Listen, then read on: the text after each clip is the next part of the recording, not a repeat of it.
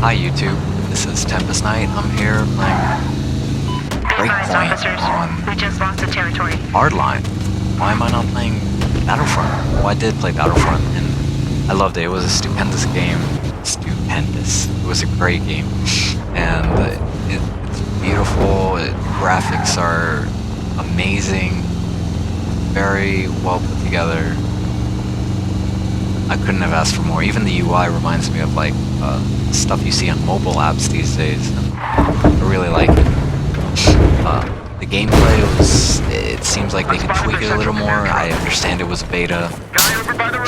There were some things that I don't think are gonna get tweaked, like maybe the power-up system.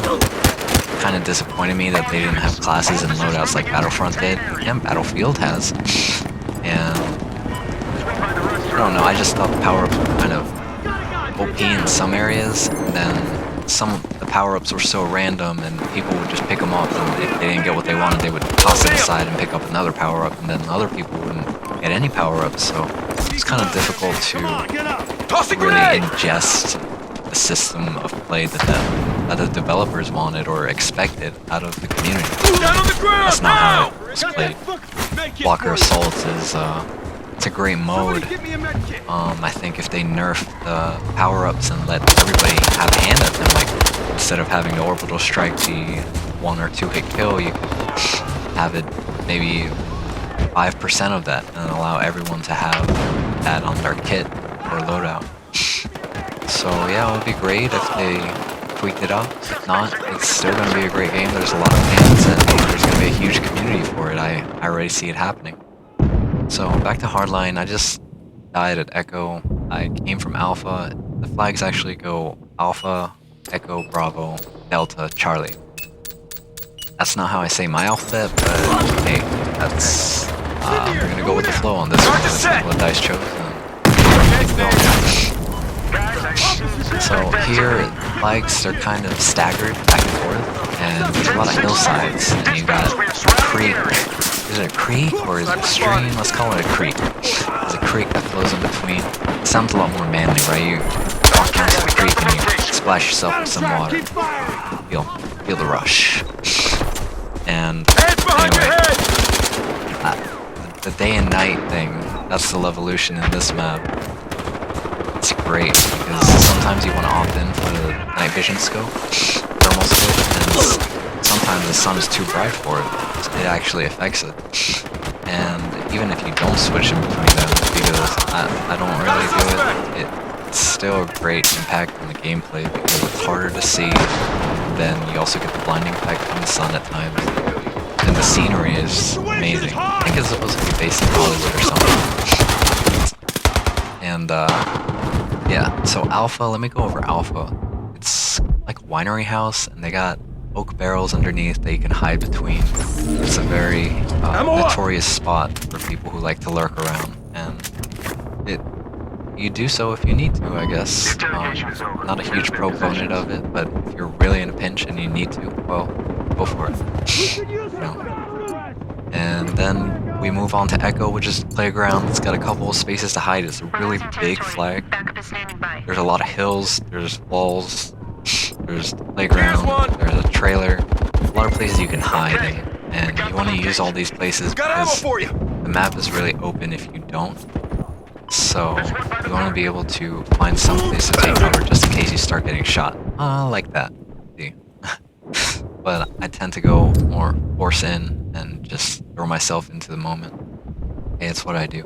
So I am rolling with the Scar H. I know it's not a new thing, not a new weapon. I just recently got Legendary and I went back to, you know, my old battlefields and looked inside myself and found that the Scar H has always been very dear to me in this particular game. It's so versatile. It's my best weapon, and if I wanted to be a scrub, I would use it all day, every day, anytime I play the game. Taste of Venison.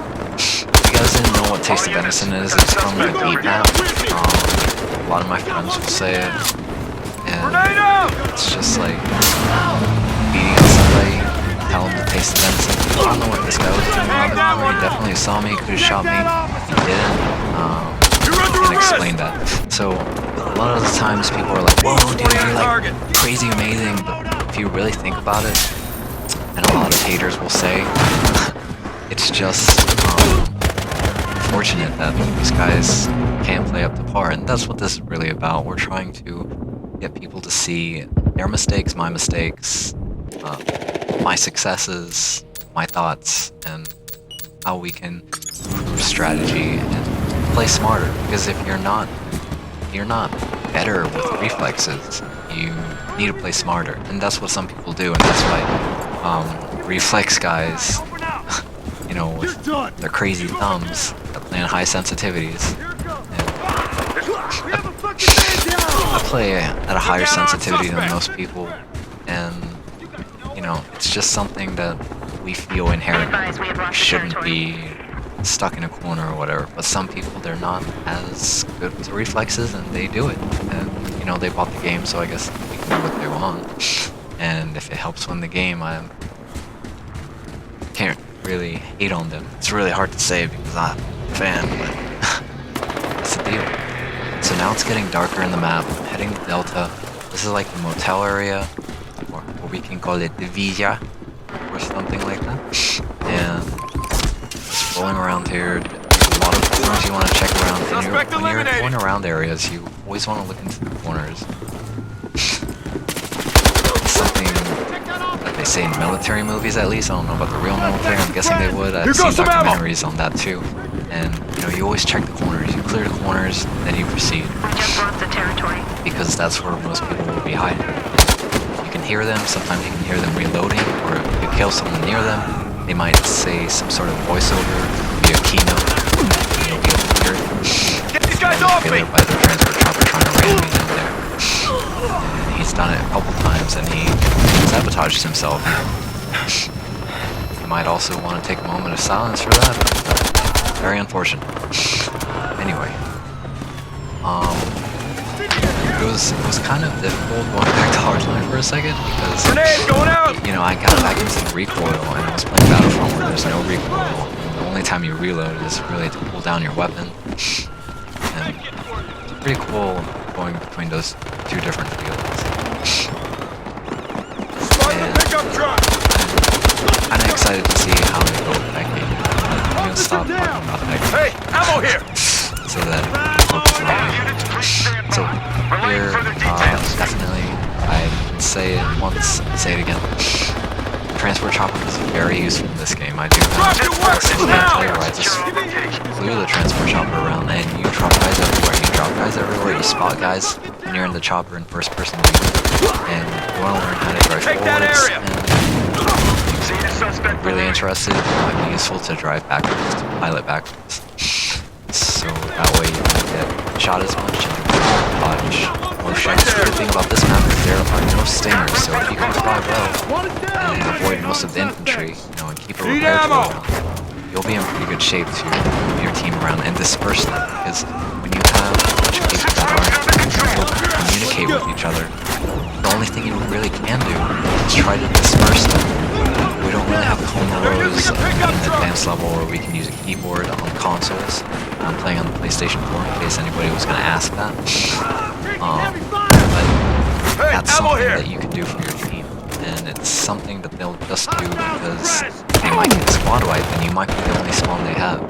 And that's how you get your team to create a momentum and start moving into other flags. It's really crazy how you don't win the game because of your kills, but you're winning the game because the actions that you do, the flags that you tap, the beacons you put down, you know, things that you do to put your team in a position to fight back and retaliate against the other team. So you always want to be aware of your surroundings. I'm looking back and forth, seeing what my team is on the map. I'm huge on the map. And, I'm playing hardcore, I definitely need to be communicating with every single body. I might have to open up a Skype chat and everything. Hardcore will have to be hardcore talking to me. But when it comes to normal mode, it's all about this map.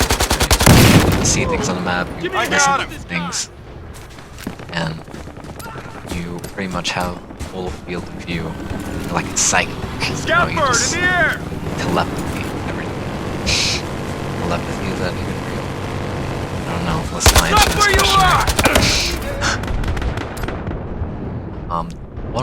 problems with this map is that if you get caught in between, you know, two flags that belong to the enemy, you will spawn in the worst possible spots because there's not a lot of room, especially Delta area. It's a very tight squeeze between those two flags, and it's because the boundaries really limit how much room you got to move. And you might not want to spawn on Delta flag when that happens. It's really interesting that they didn't put AT mines. That really helps vehicles move around and flank. So, when I first got the game, I was thinking, why aren't there mines? And you can use laser trip mines, but you can only put down 2. That 64 dispatch were surrounding the area. To 6 and Battlefield 4. Hey, ammo! I was rolling with the M82. Dispatch to all units. Officers have Give it a cleared try. the It area. was I've seen some people get 1 kill shot to the chest with it. We have to defend that location. Definitely had, you know, the headshot kills and 2 shots to the enemy. Maintain control When of you're that playing area. this certain game mode, you definitely want to be aware of what flags you have. So always pay attention to the outside and see what flags are getting capped. Even if you're completely demolishing them at some point, you cap the flags. You want to make sure that you have all flags capped and nothing's in contention. If there's something in contention, you want to direct your attention to that. Try to find a way to it. Proximity is a big deal in this game, and you also sometimes have to put priority on what you think would be more important to defend, especially if there's some teammates on certain flags. You have to invest a certain level of trust. And if you can't invest that trust in it, then you will be at every flag. And if you can do that, kudos to you. I have done it sometimes, but it's definitely a challenge, especially running on bigger maps like, let's say Dust Bowl, or Deadwoods, or Precinct 7. It's a long walk, but you know, you always got vehicles for transport and keep it going. So every time you kill someone, if anybody, I'm gonna go over a lot of stuff today, but anytime you kill someone, you want to assume that you've been spotted. You want to assume that you've been spotted for maybe 5 seconds. So you really keep moving. And if you don't move, they're gonna know where you are. They saw you on the kill cam. They're gonna come back, and they're gonna be ready to fire before you're ready to fire. In most cases. So try not to stay in the same place. Change it up. Freeze! Drop your weapons! Like, take corners, then take a different corner. If you like throwing around, then run somewhere else and take a different spot. They're also going to be able to hear you, and if you get people who spawn on you, you can expect that they're going to hear your spawn teammates, and that they're going to be following and tailing you, and maybe kill your teammates before they kill you. So here we secured the flag. I call it stomp out. We stomp them out, and then we lock that area take down. it back to the front. And then we lock it down. Okay? Charge set. So this guy, I could hear that vehicle coming, you know, from far away, and I was expecting it. The charge. It was already planned. Definitely wasn't sitting there for too long. Some people will waste the entire match waiting for somebody to come along. And that's not a criticism, it's just an observation. And that's cool. So yeah, there's a lot going on here. Squad Heist is a pretty cool game mode to play. It's just Heist, but when you can measure responsibility per player of the game based on how many players are in the game. So if you want to measure your skill, or you want to play in smaller matches, then that'll help you get better with more practice. Or you can always play with a team, and that also helps too. So I hope to see you guys later. I'll be streaming on YouTube and Twitch, so check me out on all of them. I'll be playing Friday, and expect me to play tomorrow at 6 p.m. Eastern Time. That's Tuesday. I'll do it on Twitch tomorrow and YouTube Friday. Alright? And I hope to see you guys soon. Thanks for watching, guys.